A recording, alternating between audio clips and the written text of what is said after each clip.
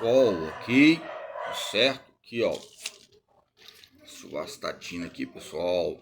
Bem, lembramos da placa de ateroma entre as veias, os campos a tonelada de CO2, oxigênio e carbono, ok? Lógico que tem que ter uma prescrição médica, como Vilas Boas falou, em questões de campos de pesquisa e equipe interdisciplinar, como a preparação física tem a sua manutenção. A dificuldade é o que? Eu estava falando que era uma vez. Um lugarzinho, era uma vez, um lugarzinho só. E etc. E N fatores. Então, o era uma vez o que? O que era, a gente coloca que é ainda.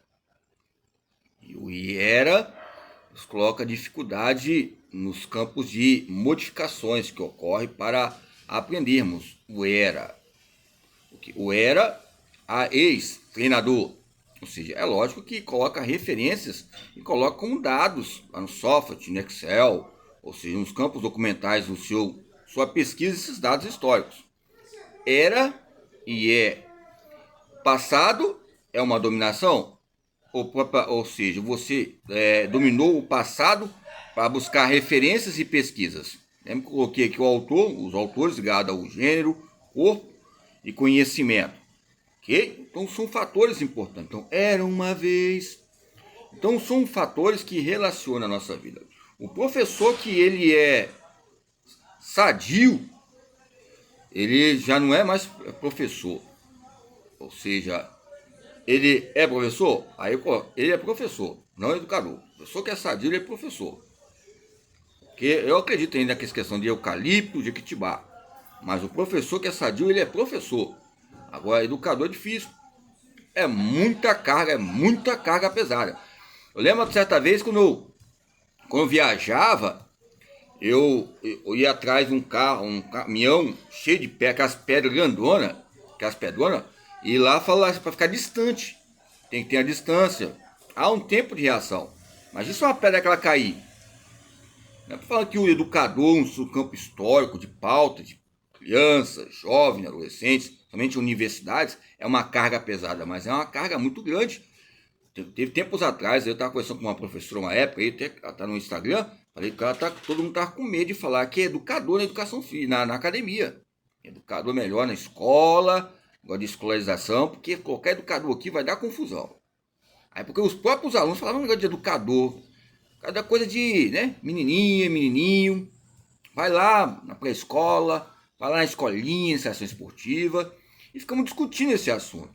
Aí agora que está vindo alguns fatores sobre evasão, evasão sobre escolas, questão de remuneração, matrícula, e nós temos que ver que temos que ter um campo restrito e responsabilidade, compromisso e compreensão, interpretação, que tem uma senhora que viu isso aí, eu vi uma área do Ministério da Educação, ligada à CEDU, que nós temos que preocupar a CEDU e outros órgãos ligados ao Brasil todo, que a maioria das vezes o próprio jovem vai, e o que acontece? A maioria das vezes vai, mas não tem não vai, não é questão de acompanhamento. Acompanhamento tem, a pesquisa foi feita. Foi até em Cariacica, Espírito Santo, que eu coloquei algumas colocações, não é questão de ajudei nem orientei, só coloquei algumas colocações de considerações, falando que a maioria das vezes vão um mês e alguns iam só nas aulas de educação física. Aí, em vez de ser bom, foi ruim para mim. Eu só vou nas aulas de educação física porque lá eu jogo minha bola, futebol. Aí subia, não sei se era morro, ou se era laje, não sei se era local que morava perto. Mas o que? Só ia lá para as aulas de educação física, para bater um papo, reflexão sobre o esporte. Ou seja, sobre aqui, ó, bate-papo que eu falei sobre a curiosidade da bola, as questões de craques, né, as questões de a inclusão, a inclusão do pênalti nas regras do futebol. Se deu graças a uma partida pela Copa Inglesa de 1892 entre o Stoke City e Notts County. O Stoke perdia por 1-0 e buscava um empate quando o adversário parou a bola, queria rumo à rede com a mão.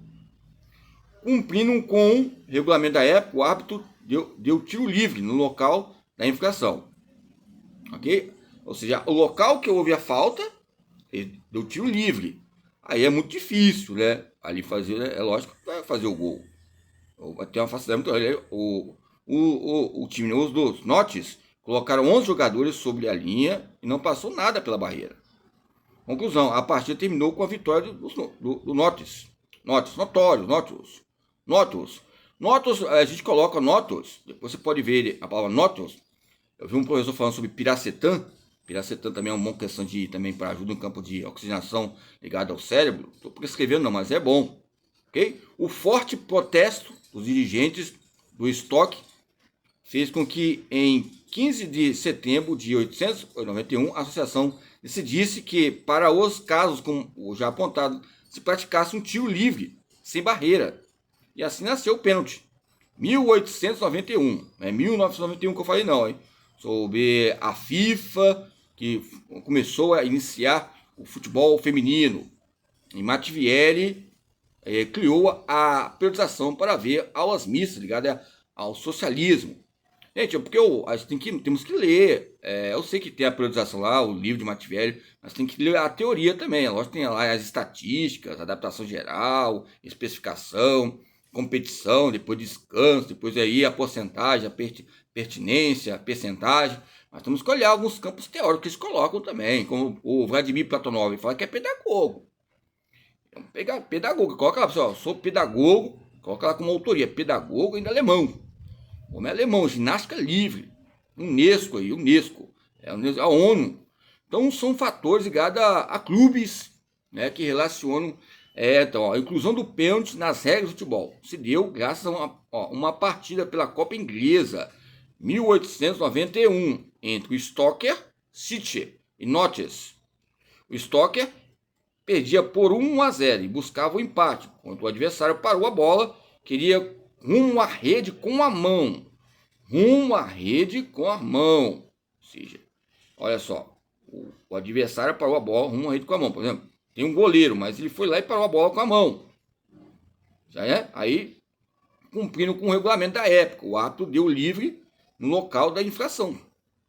Os do Notts colocaram 11 jogadores sobre a linha e não passou nada pela barreira. E não tinha regras ali, quantas pessoas na barreira, as regras regulamentares, tem que ter regras. É lógico que ele era um jogo em si, o pênalti que começou a complicar, que o que é jogo, o que é esporte. Era uma vez o quê? Uma vez o jogo, era uma vez o esporte, por isso que o Tubino, o que é esporte até hoje. Ok? Então complicou mesmo o futebol, para não ser jogo mais. Eu falei com os alunos uma vez, o que é jogo? Aí, vamos jogar bola hoje, professor? O que é jogar? Vai dizer, o que é jogar? Ué? Vocês falam um negócio de jogo. Jogo. É um discurso. Como é que eu vou tirar isso? É um fôlego que vai até a morte deles, né? As suas existências, até eles viverem, porque é desde novo. E aí, vamos jogar a bola hoje? Aí vai lá e bate palma. João Paulo! Ou seja, então, tá com a bola aí? Vamos jogar bola hoje? Então, na minha época, assim, chamava pela manhã, escolhia quem ia ficar com a bola. Aí chamava, nós íamos para a praia ou para o campo. Quem guardava a bola, porque para preservar, né? Ou seja, ter cautela. Aquele fominha, né? Que sempre teve reflexo, ou seja, ligado, associado aos movimentos. Era eu e meu irmão, essas questões. Então a bola ficava ali conosco, tinha vez. Ficava com outras pessoas, chamava ali, batia a palma e pegava a bola. Pegava o quê? Aquelas travinhas que fazíamos de madeira ou até de aço também, né? Então, são fatos importantes, né? Metal, aço, ou seja, são fatos eminentes aí, há vários tipos relacionados à mecânica geral, né? Relaciona a questão de sondagem, sondando ali, né? Soldando, ok?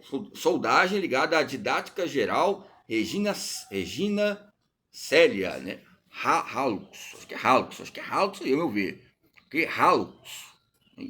Halux não, Halux não, acho que é Halux, vamos ver. Depois você ver, Regina Célia Halux. Que coloca ali sobre o dedão do pé. Não é carro não, ok? Halux ali, o dedão do pé, que não é a cutícula não, é a joanete. Os joanetes, nós somos os joanetes, pessoal, caminhamos bastante para treinar. Levar saco de bola, deslocamento, tempo, tem que ter calo no pé, história, para falar isso, linguagem e sociabilidade, ok? Vamos lá, era uma vez...